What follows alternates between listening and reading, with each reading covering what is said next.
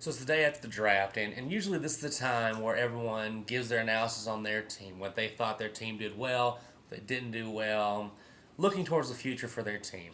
And everyone seems to do that.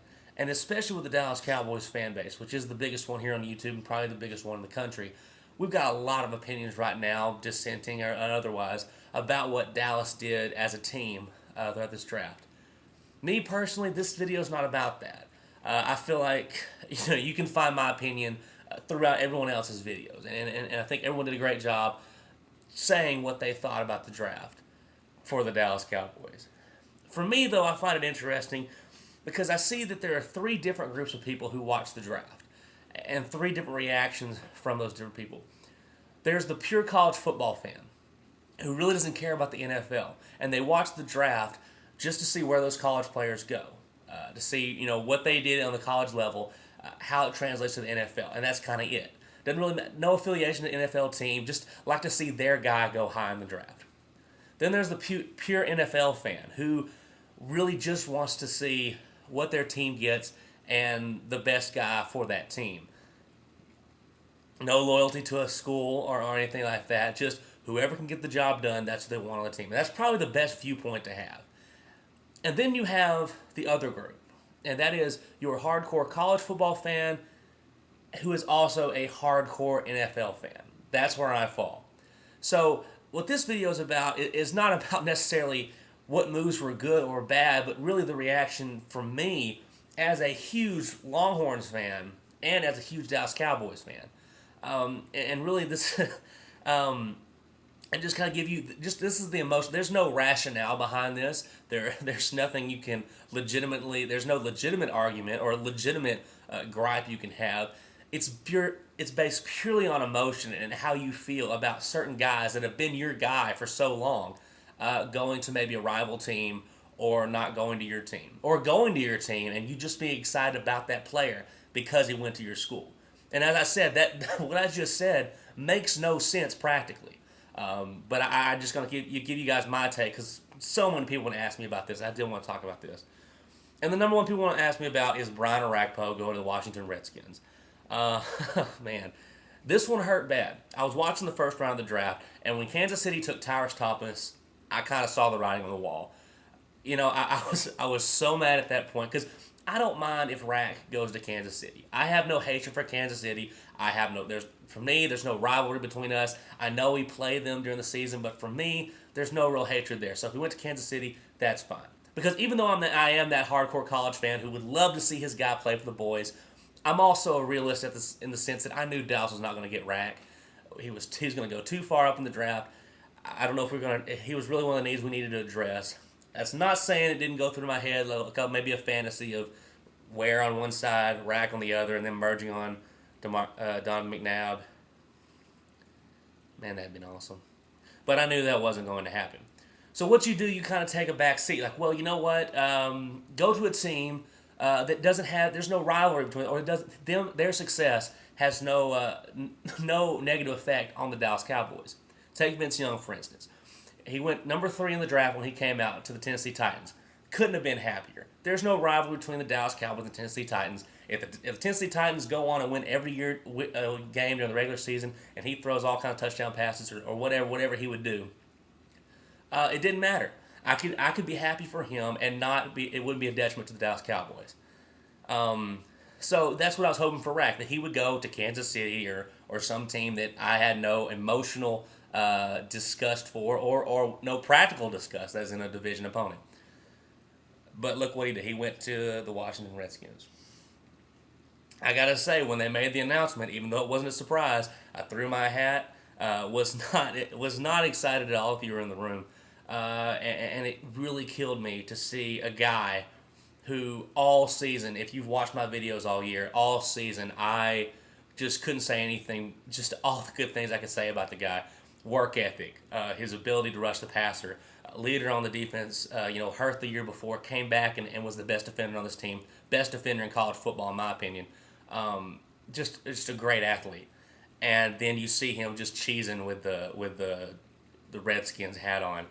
And that's difficult because going into this season, I don't know if he's going to be an impact player to start off. Maybe he will be. But even if they're not playing Dallas, because when they're playing Dallas, I've got no problem. For a week, I can go against my Longhorn guys for Dallas. I mean, the first start for Vince Young was against the Cowboys. I was going hardcore for the Cowboys, sack him, take him down. I can do that for 1 week. But throughout the season, kept watching, kept my eye on Vince to see what he was doing.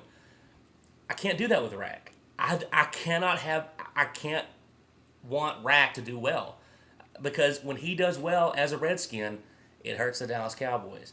But at the same time, it's gonna be very difficult for me to rag on him. Now I know there are guys who are Cowboys fans, and I totally understand they're not Longhorns fans. Heck, they're not even Big 12 fans.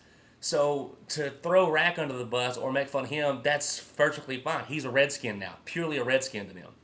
For me, there's a little emotional attachment there, and there's going to be times where I see him rush the passer, and I may get excited, but I've got to pull myself back because he is a Redskin, mortal enemy of the Dallas Cowboys, and kind of sucks, because here's a good example with Roy Miller. Roy Miller, another one of those guys. Because just because you're a Longhorn doesn't mean that you're just fully embraced by the fan base. But Rack and Roy are big defensive leaders on this team, and Roy went to Tampa Bay. Now we played Tampa Bay in the first game, but I don't have a problem with Tampa Bay. I mean they're in the NFC, but not a huge rival, not a division opponent. So that's fine. That's cool. So there's that. Then here's the other. The other one was Quan Cosby, and a lot of people ask about this. Quan Cosby, wide receiver for Texas, 27 years old, playmaker, probably the best wide receiver on the team last year.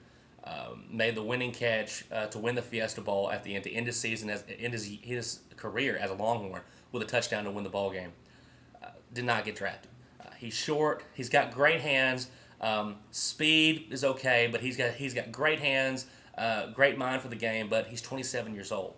And teams did not want to waste a draft pick, or I say waste, but in their minds probably so, on a guy who could not give them as many years as, a younger guy. Now I'm not saying he's going to be an elite NFL player.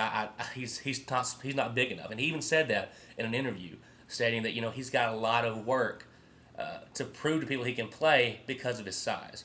He didn't get drafted, and it's tough. I really hope someone picks him up. And I think, and this is probably purely emotional, I'd love Dallas to go pick him up as an undrafted free agent. I think his return ability could really help us out. Him and Jordan were here at Texas were great return specialists. And I think that him, with his maturity, you don't have to worry about any kind of characteristics with Quan Cosby. If you want a guy with great character, Quan Cosby's the guy to get. I feel like I'm being a pitch man right here, but I love Quan. He's one of my guys. Now let's talk about the guys Dallas did pick up that rival schools within college. Now I'm not so much against this at all because I've said with Roy Williams, number 31, when we got him, wasn't too against that. I mean, I got his jersey in there. He's a Cowboy, so I'm fine. So we picked up Stephen McGee. I was not surprised we picked up Stephen McGee as our backup. And Stephen McGee is a guy I've made fun of and criticized and ragged on ever since he's been there at Texas A&M. So this is a guy I've grown to dislike. But, I see the practical nature of it. It's fine. I think he will be a solid backup. So I'm not too much against that. And also Malcolm Johnson's from Oklahoma. It's wide receiver, put him in the slot or wherever you want to put him. I don't really care. So that kind of stuff doesn't bother too much. It's seeing it because I don't really care. Like the rival college schools, they can do whatever. Crab can go number 10. I don't care. But it's the guys. These guys are the ones that I care about. Watch, and I know Henry Melton went to Chicago, and Ogbonnaya went to St. Louis, and I love those guys as well. But there are standout guys, and I felt that Quan, Rack, and Roy Miller were the big time guys for me. So that's my take, the emotional state of the draft for me. Love the Longhorns. And I love the Cowboys. Draft day is really hard for me sometimes. When your guy doesn't get picked up by your team, it's usually even worse when your guy gets picked up by one of your biggest rivals. But that's the NFL. That's the beauty of the NFL. And I just wanted to let you guys see it from my perspective. As I said, nothing practical. It's purely emotional. I'll get over it. But just let you guys a little look inside my mind when I'm watching the draft. Cowboys look good. I think we drafted well for depth. We've got enough stars in this team. We didn't need any first round picks. We've got like 5 or 6 elite stars. We just need some guys to sit the bench or come in to give rest for guys. Felt we did that in the draft, so I'm pretty happy with what Dallas did. See you guys later. Hook 'em horns, and how about them Cowboys?